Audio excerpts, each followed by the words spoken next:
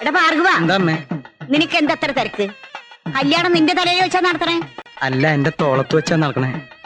മിറാണ്ടില്ലോ? Miranda തരാം, ഒന്നും മിണ്ടാതിരിക്കോ? എന്നൊരു പെപ്സി താടാ. ഷുഗർ ഉള്ളതല്ലേ, ഒരു ഗ്ലാസ് പച്ചവെള്ളം കുടിച്ചാ പോരെ? പച്ചവെള്ളം കുടിക്കണോ ചൂടുവെള്ളം കുടിക്കണോ എന്ന് ഞാൻ തീരുമാനിച്ചോ. നിന്റെ മുതലൊന്നല്ലല്ലോ, താട ഒരെണ്ണം എടുത്തോ. കല്യാണം കലക്കല്ലേ അമ്മേ.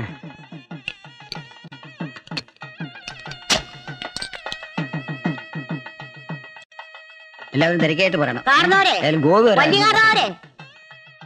പിന്നെ ഈ വിളി എനിക്ക് അത്ര സഹിക്കുന്നില്ല കേട്ടോ.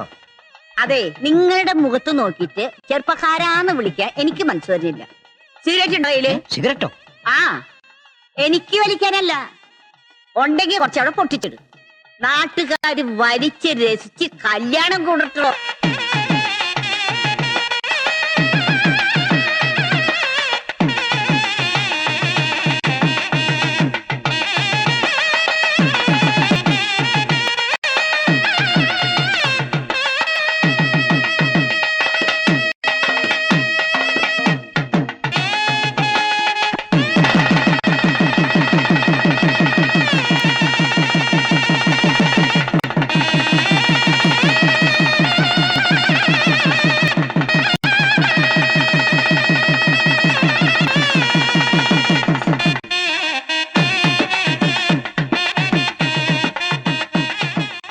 അല്ല, മൂത്ത ആങ്ങളെന്തേ പെണ്ണിനെ കൈ പിടിച്ചു കൊടുക്കാൻ?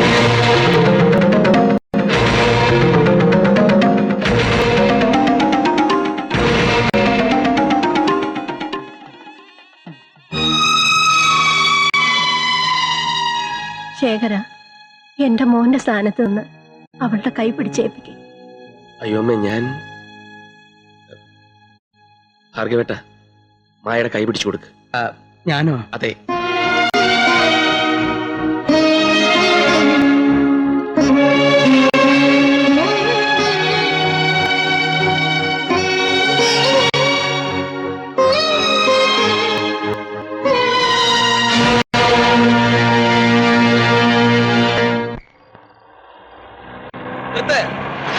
വണ്ടി ഇവിടെ നിർത്താൻ.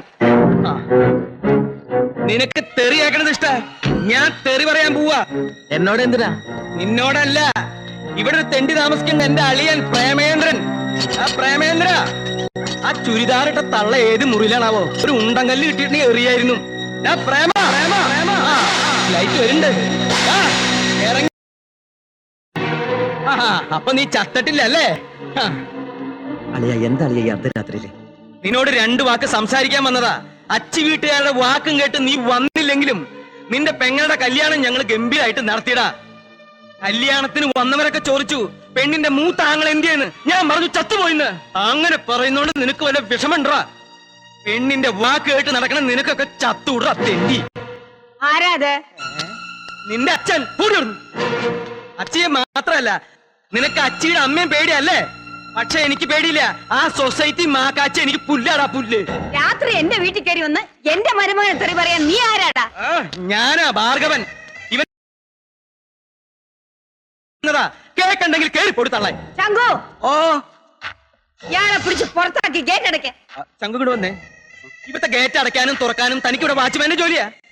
ഭാർഗവ, നീ വീട്ടിൽ പോവാൻ നോക്ക്. നീ പോവാൻ നോക്കടാ അകത്തേക്ക്. എന്താ അടി കൊടുത്ത് ഇയാളെ പിടിച്ച് ഗേറ്റ് പുറത്താക്ക്.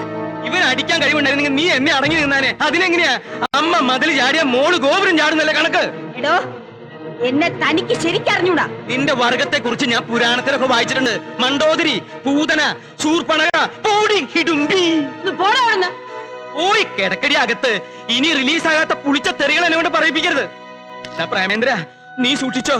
ഈ ഹിപ്പോപ്പൊട്ടാമസ് നിന്നെ വിഴുങ്ങും. അല്ലെങ്കിൽ എന്നതേ ഇങ്ങനെ ഇങ്ങനെ വിളിച്ചോ. എനിക്കിപ്പോ സമാധാനായി, നല്ല സമാധാനായി. മോനെ വിരോധമില്ല, മുമ്പോയി കിടന്നു. നിങ്ങൾ പോകുന്നുണ്ട്. ഒരു ചുരിദാർ ശങ്കുവിന് എടുത്തു കൊടുക്കണേ, അവന് ഉറങ്ങട്ടെ സുഖമായിട്ട്. ഞാൻ വിശാലം, നമ്മൾ തമ്മിൽ പരിചയമില്ല. ശാരദ ടീച്ചറിന്റെ മൂത്ത മകൻ പ്രേമേന്ദ്രൻ വിവാഹം കഴിച്ചിരിക്കുന്നത് എന്റെ മോളെയാ. മായയുടെ കല്യാണത്തിന് ഞങ്ങൾ ആരും പങ്കെടുത്തില്ല. ക്ഷണിക്കാത്ത കല്യാണത്തിന് സദ്യ ഉണ്ട് എനിക്ക് ശീലമില്ല. എങ്കിലും ആ കുടുംബത്തിലേക്ക് വന്ന പുതിയ ബന്ധുക്കാരെ ഒന്ന് പരിചയപ്പെടണല്ലോ എന്ന് കരുതി വന്നതാ. ആ, മായയ്ക്ക് എന്നോട് ദേഷ്യം ഉണ്ടാകുന്ന എനിക്കറിയാം. ഒന്ന് മനസ്സിൽ വെച്ചേക്കരുത്. എന്റെ ഒരു ചെറിയ പ്രസന്റേഷൻ വാങ്ങിട്ട് വാങ്ങിച്ചു.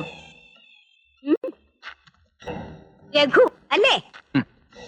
ഇനി എന്നെ പറ്റി എല്ലാം മായ വിശദമായിട്ട് പറഞ്ഞു തരും. അമ്മേ ഞങ്ങളൊന്ന് പുറത്തു പോയിട്ട് വരാം. വാ. വരട്ടെ. ആ ടീച്ചറിന്റെ ഒരു ഭാഗ്യേ, ഒരു നല്ല കുടുംബത്തിൽ നിന്നൂടെ ഒരു ബന്ധം ഉണ്ടായി. എത്ര കിട്ടി? ഓ, ഞാനൊന്നും ചോദിച്ചില്ല.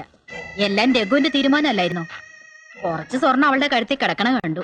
അറിഞ്ഞ് എന്തെങ്കിലും കൊടുക്കുന്ന സ്വഭാവം ആ വീട്ടുകാർക്കും ഇല്ല.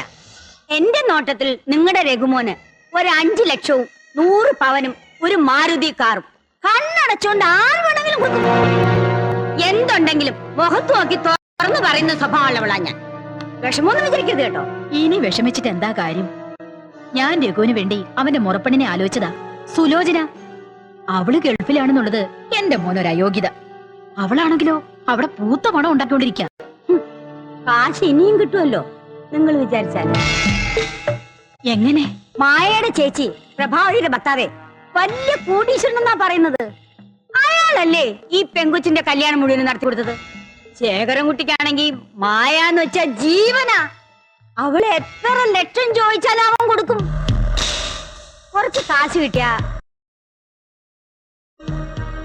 പെണ്ണ് ഗർഭിണിയായ പിന്നെ പിന്നെ ഒന്നും നടക്കുന്നു വിചാരിക്കണ്ട. നിങ്ങൾ ബുദ്ധിപൂർവം കരുക്കൽ നീക്കിയാൽ നല്ല തുക മേടിക്കാം.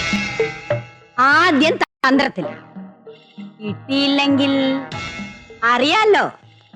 അതൊക്കെ ഒരമ്മായിയമ്മയ്ക്ക് ഞാൻ പറഞ്ഞു തരണോ? എന്നാ നീ ഇനി ജോലിക്ക് ജോയിൻ ചെയ്യുന്നത്? നാളെ കഴിഞ്ഞ് പോണം. കല്യാണം കഴിഞ്ഞിട്ട് 1 മാസമായില്ല. അതിനു മുമ്പേ പോയാ ഇവൾ എത്രമാത്രം ദുഃഖിക്കും. എന്ന് കരുതി പോവാതിരിക്കാൻ പറ്റുമോ? ഇനി അവിടെ ചെന്നൊരു ക്വാർട്ടേഴ്സ് തരപ്പെട്ട് കിട്ടിയാൽ ഇവളെയും കൊണ്ടുപോകണം. ഓ, അത് ശരി. പിന്നെ ഞങ്ങൾക്ക് ആരാ ഒരു കൂട്ടുള്ളത്? എനിക്കും കൂടി ഒരു സഹായത്തിനാ നിന്നെ കൊണ്ട് ഉടനെ പെണ്ണ് കെട്ടിച്ചത്. ഞാൻ പറഞ്ഞത് മോനെന്ന് കേക്ക്. ഈ ജോലി വേണ്ടെന്ന് വെക്കേ. നാട്ടിൽ എന്തെങ്കിലും ഒരു ബിസിനസ് തുടങ്ങ്. വീട്ടിൽ നിന്ന് ദിവസവും പോയി വരാവുന്ന രീതിയിൽ. അമ്മ എന്തായി പറയുന്നത്?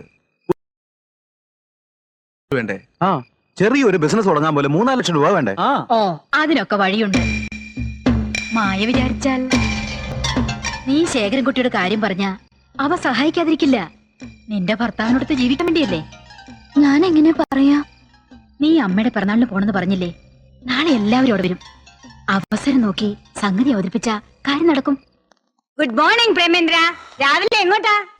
ഞാനൊന്ന് വെളിയിലേക്ക് ഇറങ്ങിയിട്ട്. എന്താ നിന്റെ കയ്യില്?